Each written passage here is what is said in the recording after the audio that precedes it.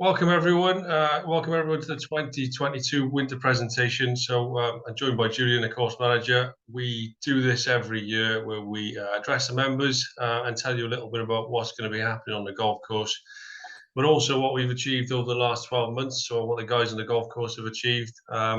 It's quite a good week to start this. So this is Sustainable Golf Week. It was launched by the R&A and Wales Golf.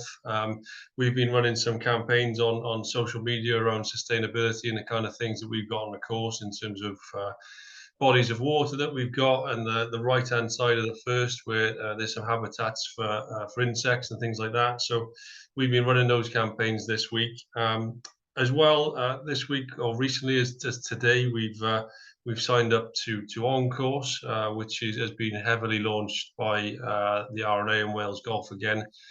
The aim is the club to possibly work through that over the next few months to identify areas that we're going to be looking at in terms of sustainability. Before we go on, just some housekeeping. Julian was laughing at me just before we came on. I am at home, as you can probably see. Unfortunately, I got COVID earlier on in the week, so I've been here ever since. But it is like 7:15 in the Finlay household, so any noises that come from upstairs may be due to bath time, so apologies about that, but we're going to try not to let that get in the way. So I'm going to sort of introduce things here, and then I'm going to hand you over to Jude, and Jude's going to talk you through the winter program for this year. Bear with me.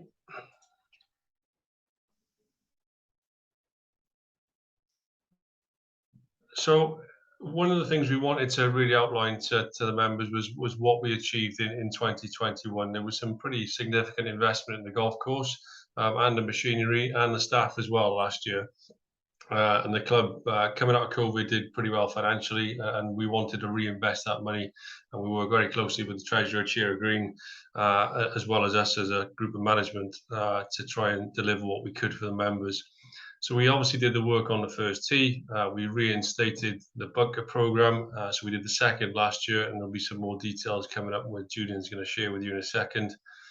We did the drainage on the 13th and the 16th, so we're really interested to see how that's going to look over the next couple of months as we head into the winter.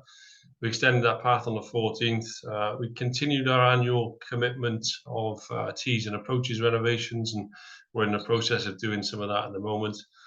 We've verti-drained and fertilised the fairways, and again, part of that is going to be in this year's programme. An investment in new members of staff and the apprentice, and believe it or not, Oliver's been with us over 12 months.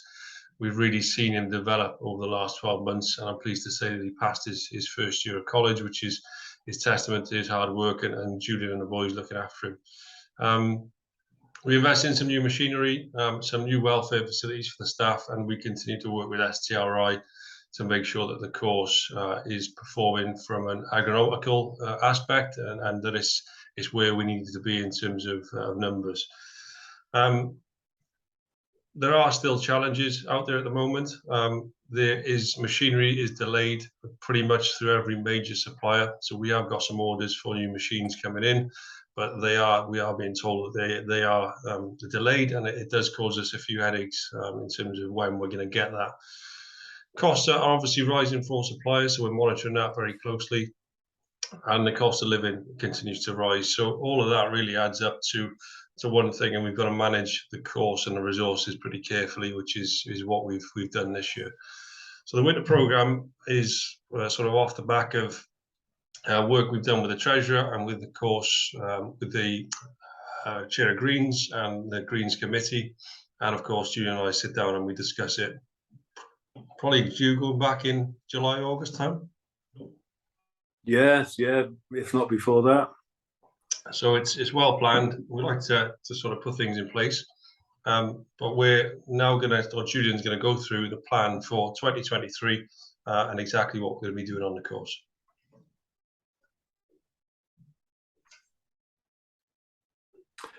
Evening, everyone.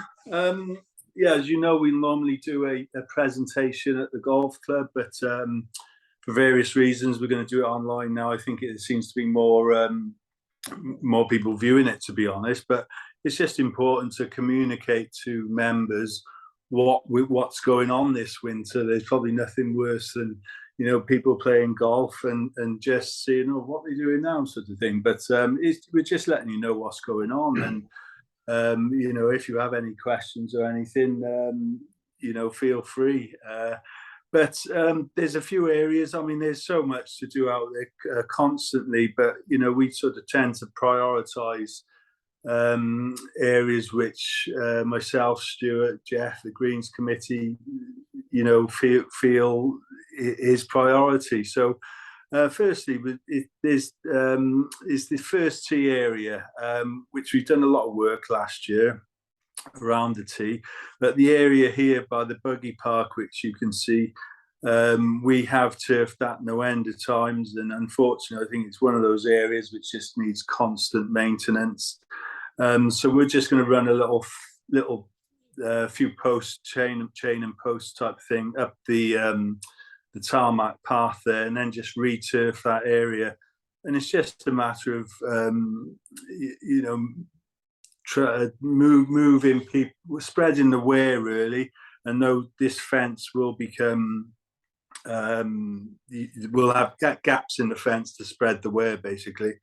And it's an area where it's a first impression thing, and if you can see there, it doesn't look too good at the moment, and I can see us maybe having to returf it every couple of years, but unfortunately it's one of those areas. And the other thing is purely for the sake of the green. We've got some Scots pines at the back of the first green there. They're getting very big and very dense, which is reducing light and airflow. And as you all will realise, it's probably the most important thing for grass to grow is light and airflow. And it's just getting very, very shaded there. We've taken a few big conifers out on the left, but these are getting a bit out of hand as well. And we will be taking half of them away, possibly every other one. I would like to take them all away personally. But maybe we'll do that next year. So yeah, it's just purely for the sake of the green. I've actually stood on that green at 3 o'clock in a winter's day, and there's still been frost on the back of that green, and it never goes, and that's just not healthy as far as the grass is concerned. So we're just being a bit subtle about that, really. Yeah, next one, Stu.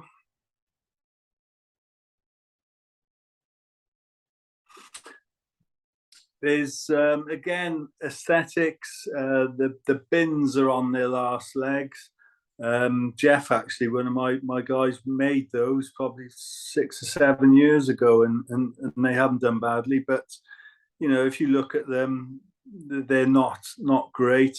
So we're working on a plan where we can. Russ, the handyman, is very good at woodwork, and he's going to make a few bins, hopefully. So we're going to renew those. Look at the ball washers, but it's the area around it, and if we can just tidy those areas up, perhaps using a rubber crumb, which is what we used on the steps on the first tee, which seemed to have gone down well. So that'll all be done in-house. It'll just tidy. It's a bin and a ball washer after all, but could look a lot better, I feel. So yeah, same with the 150-yard markers. Possibly renew those as well. They've had the day really. Again with a resin base of a nice edge, and ends of the paths and bridges where everyone congregates. Really, you get the high traffic areas. Unfortunately, you will never ever get grass to grow successfully in those areas, but there's nothing worse than when you've got big hollows and ruts that you have to drag your trolley through or buggy through. So we're going to trial a buggy track, which is basically a plastic honeycomb structure which you backfill and either seed or turf. As I say, the grass isn't going to grow that well there, but it will prevent those sort of big potholes and ruts, and just tidy the areas up really. So, and there's a number. We're just going to trial it. I think I've got 100 square meters of it on its way. So we're just going to pick the worst of the areas, like the bridges, for example, and the end of the path at the second. So yeah, things like that. The seventh tee, always a wet area in the winter time.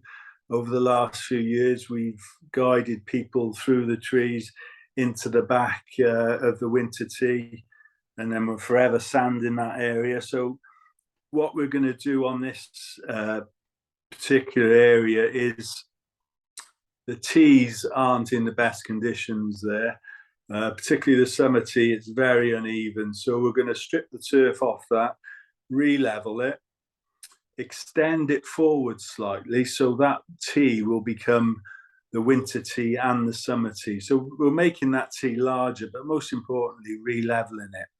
And then the path will begin at the back of that tee. We have got a diagram actually which explains things. There you go, well done, Stu, on the ball. This explains things. What we're going to do is, you can see the existing tee, winter tee, and the seventh tee there, and then the ladies' tee in front. We're just going to effectively move the winter tee to the front of the summer tee, creating one big tee. Forget the path down the right-hand side in the woods there, and start it at the back of the tee to join the existing path. And that path will be carried out with the resin material, exactly like this we did on the steps on the first tee. We've not tried it on the path, but it's a small area, so we're going to try there. But I know it's proved very successful in other places, and then that will just avoid all that horrible mess, that we previously had. But unfortunately, we have to have another winter where you have to go through there while we do this work. I'd just like to say on this point, actually, there's a lot of thought gone into it, but it was one of my guys, Paul, that came up with that idea, because we were going to renew both paths. But we sort of talked about it. We got in a group, and I explained to the lads what we're doing this winter. So I always think it's good because everyone bounces off each other, and Paul just came up with this idea of just doing the one path and moving the tee over, and it just makes sense. So well done, Paul. Hole 8. The existing winter tee, the men's winter tee, gets very warm between the green and that area.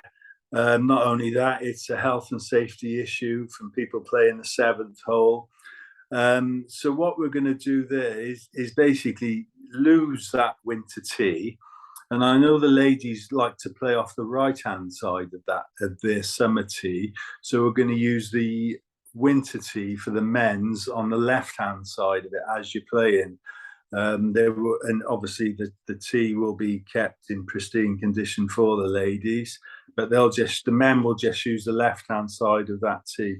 And then the existing winter tee, we're just going to let it grow, which will withstand a lot more wear and tear because it's a gathering area for the golfers there. So the longer the grass, the more wear and tear it can take, basically. So that's the plan there.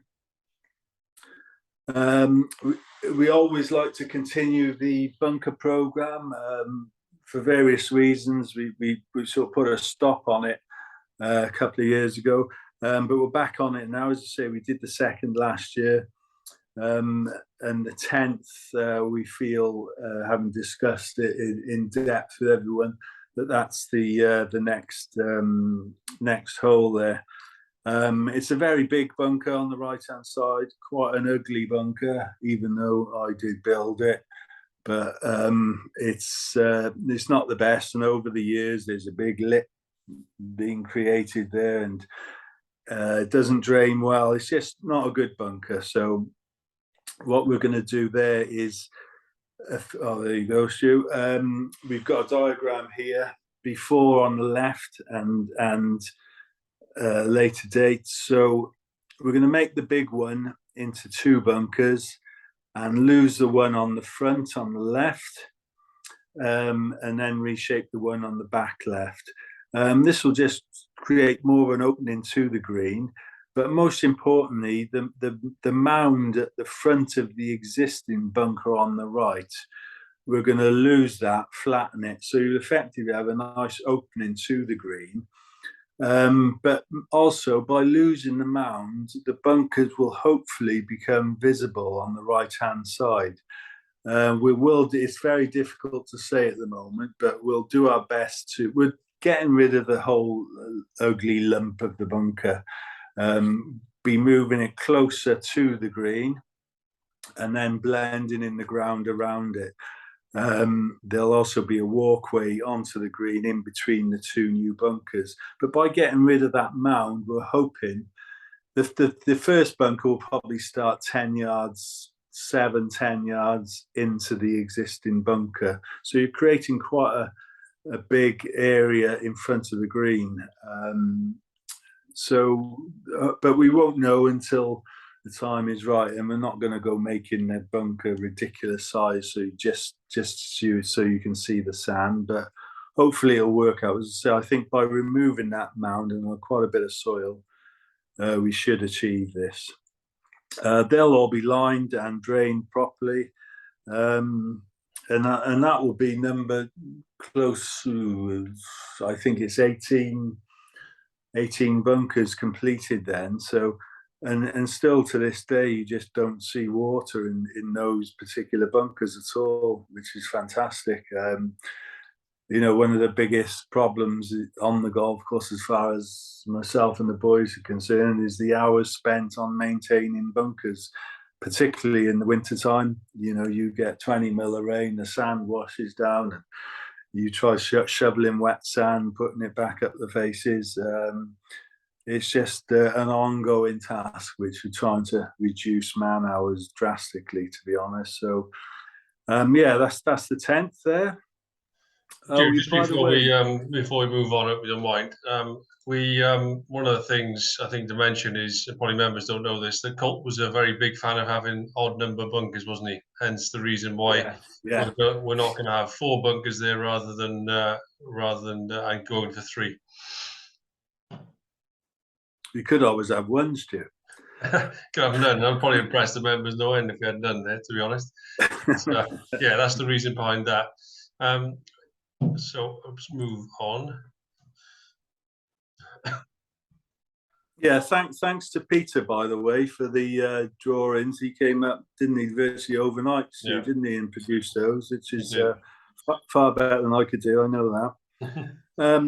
We'd want to introduce. We did try wildflowers a few years ago, but agreeably they were in the wrong place. But I mean, at the time they looked fantastic. I thought left of the 15th fairway there, but obviously they were in play. But we want to try and get back into that side of things. So we're going to just put some on the left of the path. Again, a sort of trial, really, and it's out of play, which is the main thing. Just introduce a bit of colour there. You've got some rhododendrons just to the right there, which are nice, but they're only there for sort of 2-3 weeks of the year. So just introduce some trial area, really, on the 18th there. Do you want me to do this part, the investment in machinery? Yes, Stu, yes. So obviously investment is important. We've identified that already. We're always trying to improve the fleet that we've got in the sheds. So there is we have ordered machines. This particular machine is delayed. It will be with us, we're hoping, June, July time. As we said at the start, it's something that's already, it's just something that we can't influence at the moment. We are keeping and monitoring that as much as we can. We've got some new hand mowers, which will be with us shortly, we hope. And again, the aim of that really is from Julian's perspective to try and improve the quality, trying to improve the cut that we got out on the golf course. That when people and members use it, they obviously really enjoy the facilities that they've got on the golf course. But the condition is as good as it can be. With those hand mowers, Stu, I'll just explain a bit about that. They will be used just purely for the tees. As you all know, that we use the hand mowers on the greens come winter time. It's not a better quality of cut, because a good ride-on mower, particularly a greens mower, will do an equally good quality of cut. But it's the weight of the greens mower, particularly transporting it from green to green on slick tyres. It's very difficult in the winter time. So that's the reason we use hand mowers on the greens. But also, we want to start using them on the tees in the winter time. We just haven't got the time and manpower to do it in the summer.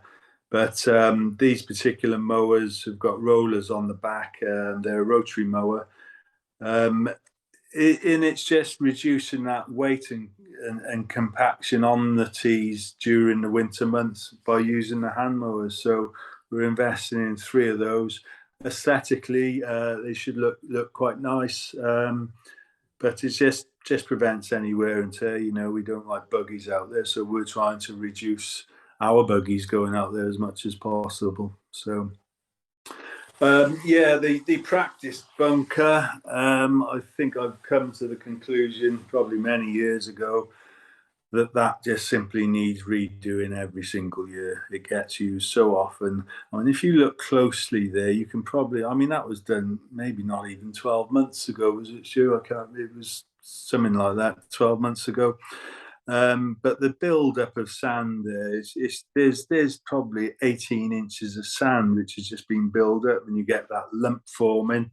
And then the grass doesn't grow because it's just on pure sand.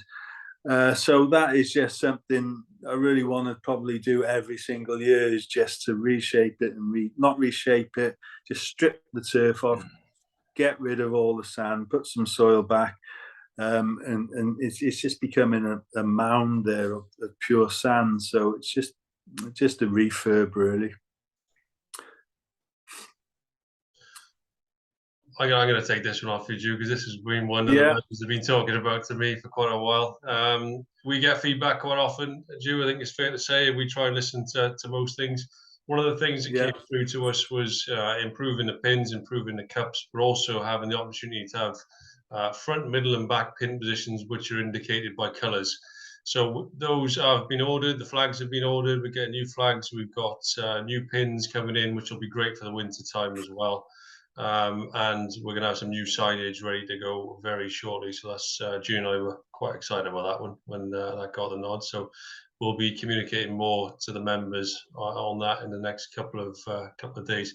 Julian, I'm conscious we run out of time on our limiter here with Zoom, so we've got about 4.5 minutes to cram in what we need to say. Okay. Yeah. That basically it speaks for itself. Treatment of fairways, annual fertilisation, that sort of thing, which we didn't do previously. Again, we're going to start using this, and I've got it booked in for 2 occasions at my choice when we're going to do that over the next 12 months, which is a scarifying, and then we cut after. It just improves the quality of the grass. Unfortunately, with the drought this. I think that's something that the members again have fed back to us quite a bit, isn't it, in terms of that coverage of grass on the fairways.